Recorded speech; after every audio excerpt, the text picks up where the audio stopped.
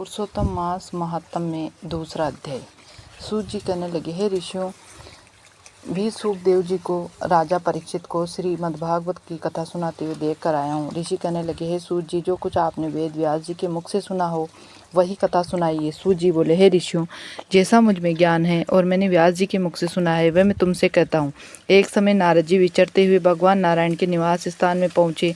वहाँ पर भगवान के चरणों से अलकनंदा नदी बह रही थी।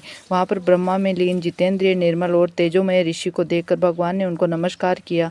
तब साष्टांग नमस्कार कर श्री विष्णु की स्तुति करते हुए नारद जी कहने लगे, हे देवाधिदेव, संसार के स्वामी, दया सिंधु, आप सत्यवादी हो, त्रिसत्य हो, सत्य के सार रूप सत्य से ही उत्पन्न हो और सत्य योनि हो, आपको नमस्कार।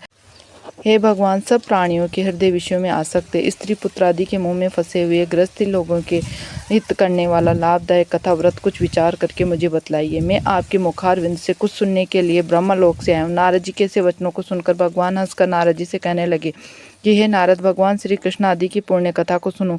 हे तात, जगत की विधाता और उसको एक पल मात्र में नाश करने वाले उनके कर्मों को कहने वाला पृथ्वी पर कौन सारथ है।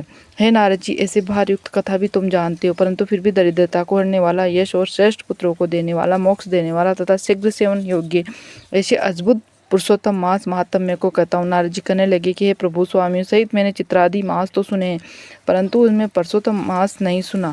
ये पुरुषोत्तम कौन सा मास है और ये कैसे हुआ? हे कृपा निधि, ये सब आप मुझसे कहिए। इस मास का स्वरूप और विधान मुझसे कहिए। क्या करना चाहिए, स्नान कैसे करें और दान क्या करें, और जब पूजा तथा उपास आदि क्या साधन है, इसके अतिरिक्त और भी कोई सार हो, ये सब बतलाइए। सूत जी कहने लगे, हे ऋषियों, नारद जी के से जनित कारक वचनों को सुनकर भगवान चंद्रमा के समान शीतल और शांति देने वाले वचन बोले।